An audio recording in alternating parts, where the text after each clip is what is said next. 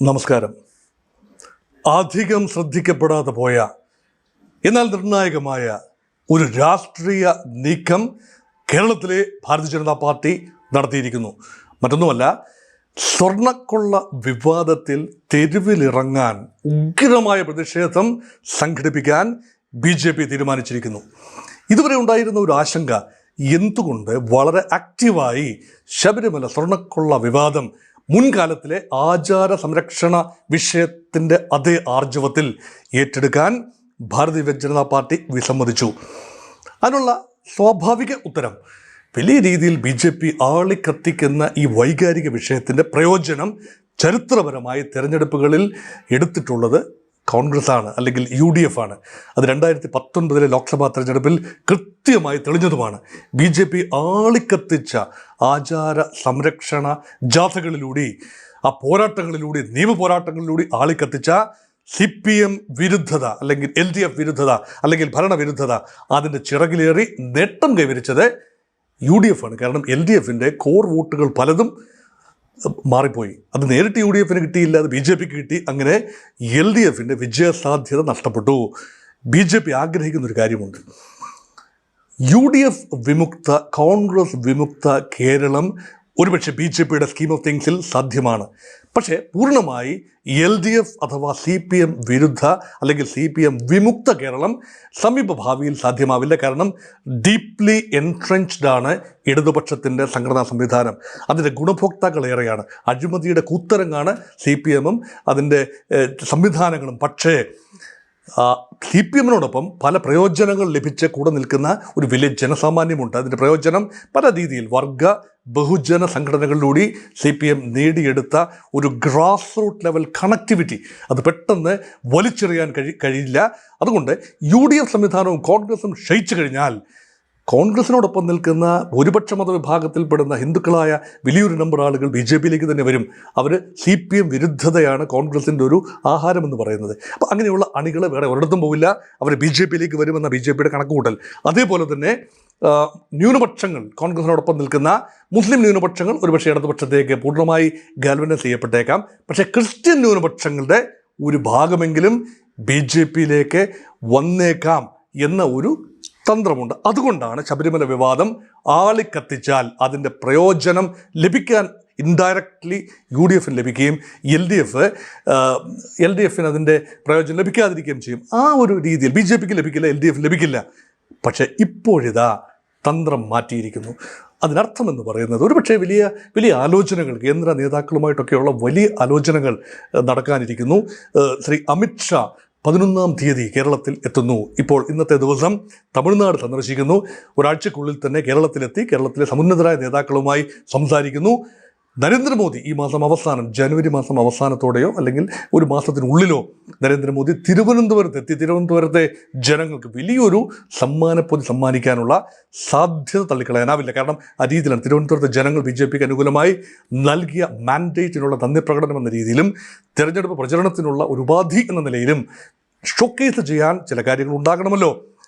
അത് സാധ്യമാകണമെങ്കിൽ BJPക്ക് ഇടതുപക്ഷം ജയിക്കുന്ന ഒരു അന്തരീക്ഷം നിരന്തരം ഉണ്ടാക്കി കൊടുക്കേണ്ട കാര്യമില്ല. സ്വന്തമായി ചില കാര്യങ്ങൾ ചെയ്യേണ്ടതുണ്ട്. ഒരു സ്പേസ് ഉണ്ടാക്കിയെടുക്കണം. പ്രത്യേകിച്ച് അർബൻ മെട്രോപൊളിറ്റൻ മേഖലയിൽ BJPക്ക് ഒരു ജയസാധ്യതയുണ്ട് എന്ന് തദ്ദേശ തിരഞ്ഞെടുപ്പ് കഴിഞ്ഞപ്പോൾ മനസ്സിലായി. ഉദാഹരണം, തിരുവനന്തപുരം മണ്ഡലത്തിലെ മൊത്തം 101 മണ്ഡലങ്ങളിൽ 50 മണ്ഡലങ്ങളിൽ വിജയിച്ചു വരാൻ BJPക്ക് കഴിഞ്ഞു. വോട്ട് ഷെയർ ഗണ്യമായി ഉയർത്താനും കഴിഞ്ഞു. അതേസമയം കൊല്ലം നഗര മണ്ഡലങ്ങളിൽ 11 വാർഡുകൾ പിടിച്ചെടുക്കാൻ കഴിയുന്നു. കോഴിക്കോട് 13 വാർഡുകൾ പിടിച്ചെടുക്കാൻ BJP കഴിയുന്നു. ചില നിർണായക ഇടങ്ങളിൽ, ചെങ്ങന്നൂർ ഉൾപ്പെടെയുള്ള ചില സ്ഥലങ്ങളിൽ, ചെങ്ങന്നൂർ നിയമസഭാ മണ്ഡലത്തിൻ്റെ പരിധിയിലുള്ള 5 പഞ്ചായത്തുകളുടെ ഭരണം ഏറ്റെടുക്കാൻ കഴിയുന്നു.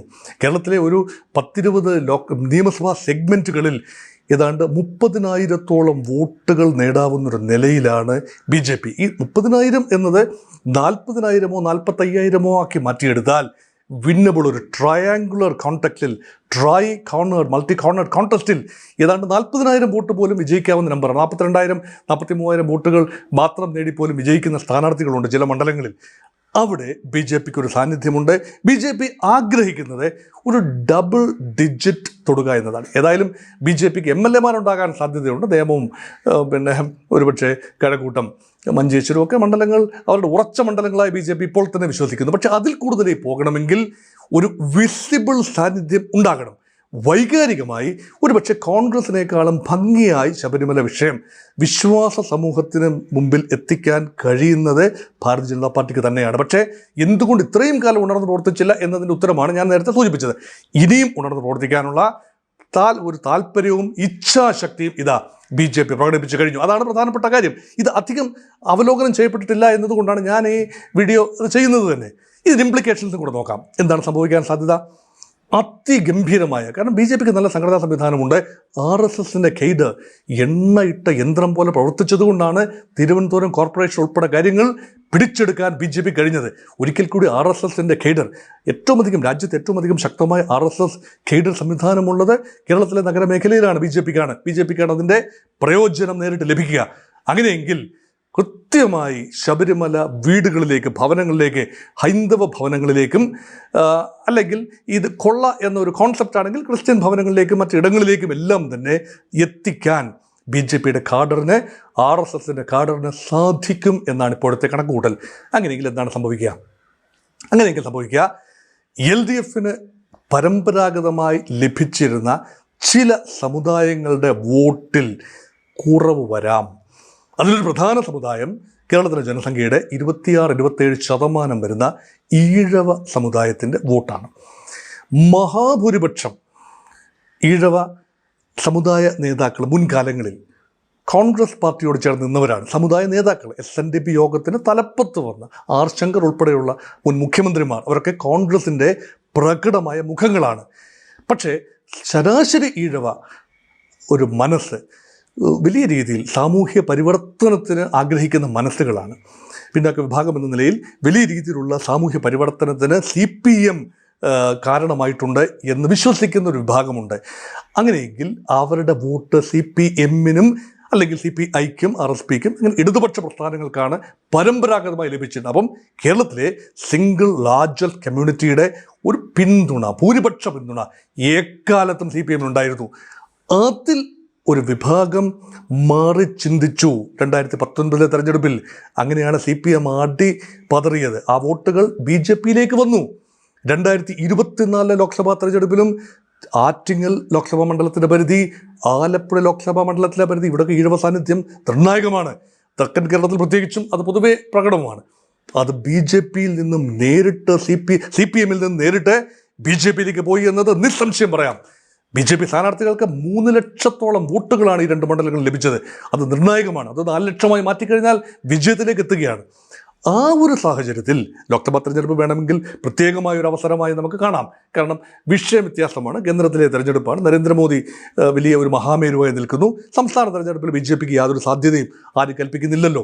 BJP ഉടനടി ഭരണത്തിൽ വരുമെന്നൊന്നും ആരും എത്ര ശുഭാപ്തി വിശ്വാസമുള്ളവരും വിശ്വസിക്കുന്നില്ല BJP ഭരണത്തിൽ വരുമെന്ന്. പ്രധാനപ്പെട്ട ചോദ്യം, BJPക്ക് ഒരു ഡബിൾ ഡിജിറ്റ് നമ്പർ കിട്ടുമോ, അതോ 2-3 സീറ്റുകളിലേക്ക് ഒതുങ്ങാനാവുമോ BJPക്ക് വിധി? ഈ ഫ്ലാറ്റൻ ടു ഡിസീവ് എന്നതാണോ? അത് നമുക്കറിയില്ല. തെരഞ്ഞെടുപ്പ് ഫലം വന്നെങ്കിൽ മാത്രമേ അറിയൂ. പക്ഷേ ഇപ്പോൾ സംഭവിക്കുന്നത് ഒരു ഞാണിന്മേൽ കളിയാണ്. ഒരു വലിയ ഗാമ്പിൾ ആണെന്ന് വേണമെങ്കിൽ പറയാം. BJP കൂട്ടും പിരിക്കൊണ്ട് പ്രചരണം നടത്തുമ്പോൾ ഈഴവ സമുദായത്തിൻ്റെ ഉൾപ്പെടെ നായർ സമുദായത്തിൻ്റെയും ഈഴവ സമുദായത്തിൻ്റെയും വിശ്വാസികളായ ഒരു വിഭാഗം കൺവിൻസ്ഡ് ആകും CPMൽ നിന്നും രക്ഷ ഉണ്ടാവില്ല, അവർ കൊള്ളക്കാരുടെ പാർട്ടിയാണ്, അവിടെ ശബരിമല മാത്രമല്ല മറ്റെല്ലാ ദേവസ്വം സംവിധാനങ്ങളുടെയും ചുമതല വഹിക്കുന്നവരെ ഘടനാപരമായി അവർ ഈ കൊള്ള നടത്തുന്ന ആളുകളാണ് എന്ന ഒരു ചിന്ത പകർന്നു നൽകുകയാണ്. അങ്ങനെയെങ്കിൽ ആ വോട്ടുകൾ നേരിട്ട് ഒരുപക്ഷെ BJPയിലേക്ക് കുറേ വരും. കുറേയൊക്കെ ഈ ഇടതുപക്ഷത്തെ പരാജയപ്പെടുത്താൻ ഏറ്റവും സാധ്യത നഗരമണ്ഡലങ്ങൾ അല്ലാത്തടത്ത്, തിരുവനന്തപുരത്തിന് പുറത്തുള്ള സ്ഥലങ്ങളിൽ അത് കോൺഗ്രസിനും UDFനുമാണല്ലോ, അങ്ങോട്ടും പോകും. അതുകൊണ്ട് LDFന് ദോഷം വരും, BJPക്ക് ചെറിയ നേട്ടം വരും, UDFന് നല്ല നേട്ടം വരും. എന്നാലും സാരമില്ല, BJPയുടെ വോട്ട് ഷെയർ വർദ്ധിപ്പിക്കേണ്ടത് ആവശ്യമാണ് എന്ന നിലയിലാണ്. LDFന് ഒരാശ്വാസം ഉണ്ടാകാം. എന്തുകൊണ്ടാണ്? അതിശക്തമായ BJP നിൽക്കുകയാണെങ്കിൽ UDFൽ നിന്നും LDFൽ നിന്നും വോട്ടുകൾ BJPയിലേക്ക് വരാം.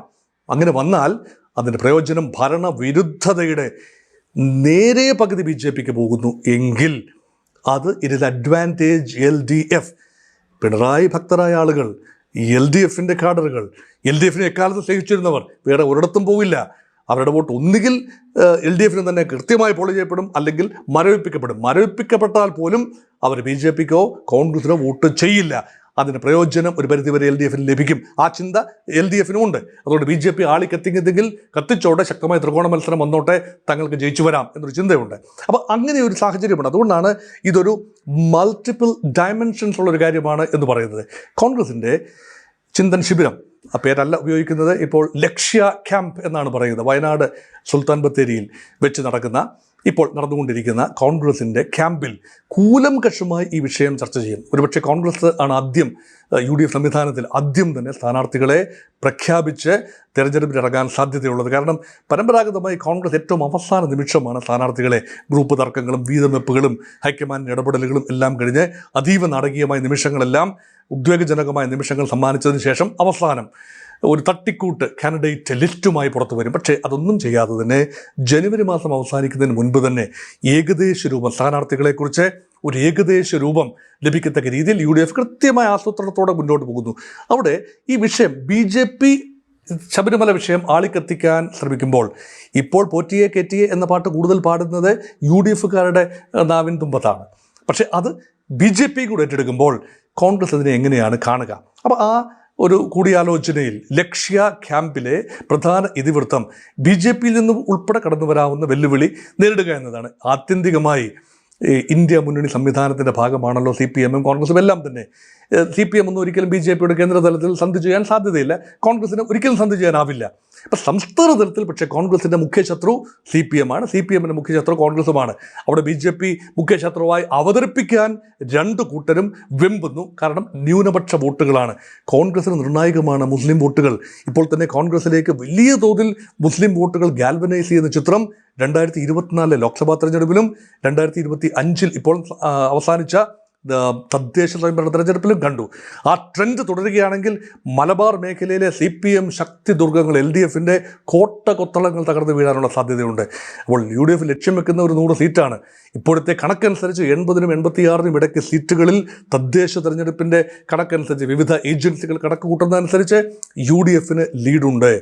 ആ ലീഡ് കൂടുതൽ വർദ്ധിപ്പിച്ചു കൊണ്ടുവരാൻ UDF ആഗ്രഹിക്കുന്നു. കൂടുതൽ ഘടകകക്ഷികളെ, കേരള കോൺഗ്രസ് മാണി ഗ്രൂപ്പ് ഉൾപ്പെടെയുള്ള കൂടുതൽ ഘടകകക്ഷികളെ കൊണ്ടുവരാൻ ചില കക്ഷികളെങ്കിലും കോൺഗ്രസെങ്കിലും ആഗ്രഹിക്കുന്നുണ്ടാകും. കേരള കോൺഗ്രസിൽ നിന്ന് വലിയ എതിർപ്പുണ്ടാകും. മുസ്ലിം ലീഗിൽ കൂടുതൽ സീറ്റുകൾ ചോദിച്ചു വാങ്ങാനുള്ള സാധ്യതയുണ്ട്. ഇപ്പോൾ മുസ്ലിം ലീഗ് കൂടുതൽ സീറ്റുകൾ ചോദിക്കുന്ന അന്തരീക്ഷമുണ്ടായാൽ ഒരു ഹിന്ദു കൺസോളിഡേഷൻ UDFനെതിരെ ഉണ്ടാകും. ഇതാ ഇവിടെ വെള്ളപ്പള്ളി വെടിപൊട്ടിച്ചു കഴിഞ്ഞു, ഇതാ ഇവിടെ മുസ്ലിം ഭരണം ഉണ്ടാകുന്നു, ഇവിടെ ന്യൂനപക്ഷങ്ങൾക്ക് വലിയ പ്രാധാന്യം ലഭിക്കുന്നു, താങ്കൾക്ക് ആവശ്യമുള്ള രീതിയിൽ കലാലയങ്ങൾ ലഭിക്കുന്നില്ല, ഗവൺമെൻറ് അലോട്ട് ചെയ്യുന്നില്ല. ഇതെല്ലാം തന്നെ മുസ്ലിം വിദ്യാഭ്യാസ മന്ത്രി വരുമ്പോൾ UDF സംവിധാനത്തിൽ മുസ്ലിങ്ങൾക്ക് മാത്രമേ നീതി ലഭിക്കുന്നുള്ളൂ എന്ന വലിയൊരു ഒരു നറേറ്റീവ് ഉണ്ടാകുന്നത് ക്രിസ്ത്യൻ ന്യൂനപക്ഷങ്ങളെയും മാറ്റി ചിന്തിപ്പിച്ചേക്കാം, ഹിന്ദു ഭൂരിപക്ഷ സമുദായത്തെയും മാറ്റി ചിന്തിപ്പിച്ചേക്കാം. അതിൻ്റെ പ്രയോജനം ലഭിക്കുമെന്ന് LDF കണക്കൂട്ടുന്നു. അതുകൊണ്ട് ഇത് പല രീതിയിലാണ്. അതുകൊണ്ടാണ് ഒരു പ്രത്യേക രീതിയിലല്ല സഞ്ചരിക്കുന്നത്. അതീവ നിർണായകവും അതീവ കോംപ്ലിക്കേറ്റഡുമാണ് ഈ സാഹചര്യങ്ങൾ. അതുകൊണ്ട് വെള്ളാപ്പള്ളി നടേശൻ്റെ പ്രസ്താവനയുടെ പശ്ചാത്തലത്തിൽ കൂടി, ന്യൂനപക്ഷ വിരുദ്ധമെന്ന് തോന്നാവുന്ന പ്രസ്താവനയുടെ പശ്ചാത്തലത്തിൽ കൂടി UDF സംവിധാനം ഇതിനെ വിലയിരുത്താനുള്ള സാധ്യതയുണ്ട്. മുസ്ലിം വോട്ടുകൾ UDFൽ ഉറപ്പിച്ചു നിർത്തുകയും ഹിന്ദു വോട്ടുകൾ നഷ്ടപ്പെടാതെ നോക്കുകയും ചെയ്താൽ ഉറപ്പായും UDFന് ഭരണത്തിലെത്താനുള്ള സാധ്യത ഉണ്ട് എന്നവർ വിശ്വസിക്കുന്നു. LDFൻ്റെ അവസാന ആയുധം എന്ന് പറയുന്നത് അതീവ സങ്കീർണമായ രാഷ്ട്രീയ സാഹചര്യം ഉരുത്തിരിഞ്ഞു വരികയും ക്രിസ്ത്യൻ മുസ്ലിം കമ്മ്യൂണിറ്റികൾ ഒരുമിച്ച് നിൽക്കാതെ, UDFനോടൊപ്പം ഒരുമിച്ച് നിൽക്കാതിരിക്കുകയും ചെയ്യാവുന്ന ഒരു ലാർജർ നറേറ്റീവ് ഉണ്ടാവുകയും ചെയ്താൽ അപ്പോൾ ആളിക്കത്തട്ടെ എന്ന് തന്നെയാണ് LDF ആഗ്രഹിക്കുന്നത്. വലിയ രീതിയിലുള്ള വെള്ളാപ്പള്ളി നടേശനെ ചേർത്ത് പിടിക്കുന്നതിന് ഉദ്ദേശം തന്നെ അതല്ലേ? വെള്ളാപ്പള്ളി നടേശൻ കൊണ്ടുവരുന്ന വോട്ടുകൾ എന്നതല്ല. വെള്ളാപ്പള്ളി നടേശൻ പറയുന്നതനുസരിച്ചാണോ ഈഴവ സമുദായത്തിൻ്റെ വോട്ടുകൾ വരുന്നത്? ഒരിക്കലുമല്ല. SNDP യോഗം ഒരു ചാലകശക്തി മാത്രമാണ്. സമുദായത്തിൻ്റെ വിവിധങ്ങളായ താല്പര്യങ്ങൾ റെപ്രസെൻറ്റ് ചെയ്യുന്നു. പക്ഷേ രാഷ്ട്രീയം അവിടെ ഇല്ല. അവിടെ സമുദായ അംഗങ്ങൾക്ക് വിവിധ രാഷ്ട്രീയ കക്ഷികളുണ്ട്, അതനുസരിച്ചാണ് വോട്ട്. പക്ഷേ ലാർജർ, ഈ വീഡിയോയിൽ പ്രധാനമായി ഞാൻ പറയാൻ ഉദ്ദേശിച്ചത് ഒരു ലാർജർ നറേറ്റീവ് ആൻഡ് ലാർജർ പിക്ചറാണ്. ആ ലാർജർ പിക്ചർ BJP കൂടി ശബരിമല സ്വർണ്ണക്കൊള്ള വിവാദത്തിൽ കളത്തിൽ ഇറങ്ങുമ്പോൾ ആ ലാർജർ പിക്ചർ കുറച്ചുകൂടി ഡള്ളാവുകയാണ്, അല്ലെങ്കിൽ കുറച്ചുകൂടി ബ്ലേർഡ് ആവുകയാണ്. അതുകൊണ്ട് BJPക്ക് ജയിച്ചു വരാവുന്ന ഏതാനും മണ്ഡലങ്ങളുണ്ടാകുന്നു. ഇടതുപക്ഷത്തിന് ചെറിയ ആശ്വാസമുണ്ടാകുന്നു. കാരണം ആൻറ്റി ഇൻകംബൻസി വോട്ടുകൾ വിഘടിച്ചു പോകുന്നു. UDFന് ചങ്കിടിപ്പേറുന്ന ഒരു സമയമാണ്. അതുകൊണ്ട് UDF ഒരുപക്ഷെ സ്വർണ്ണപ്പാളി വിഷയം UDFും നിലവിലുള്ള സംവിധാനമല്ല, ദുർബലമെങ്കിലും അവരുടെ സംഘടനാ സംവിധാനം ഉപയോഗിച്ചുകൊണ്ട് കൂടുതൽ ആർജവത്തോടുകൂടി തെരുവിലിറങ്ങാനുള്ള സാധ്യതയാണ് കാണുന്നത്. അതുകൊണ്ട് ഒരു കാര്യം ഉറപ്പിക്കാം, agenda for the 2026 legislative assembly election is fixed.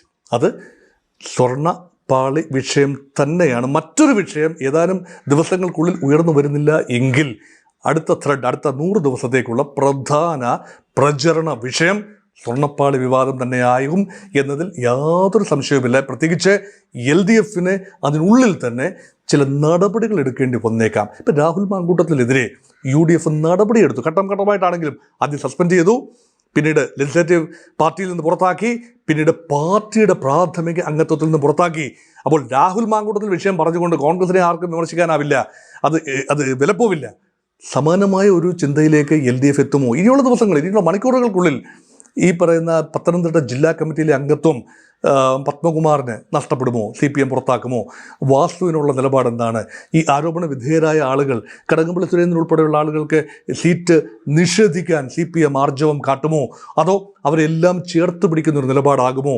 അപ്പോൾ CPMനും ഏറെ ചിന്തിക്കാനുണ്ട്. ശബരിമല വിഷയത്തിൽ നിന്നും തലയൂരാൻ പറ്റില്ല എങ്കിൽ പോലും അതിൻ്റെ ഇമ്പാക്റ്റ് കുറച്ചു കൊണ്ടുവരാൻ സാധ്യമാകുന്നതെല്ലാം CPMും ചെയ്യും. അതുകൊണ്ട് ഉദ്വേഗജനകമായ ഒരു ത്രികോണ പോരാട്ടത്തിലേക്ക് കേരളം നടന്നെടുക്കുന്നു. നമുക്ക് നോക്കിക്കാണാം.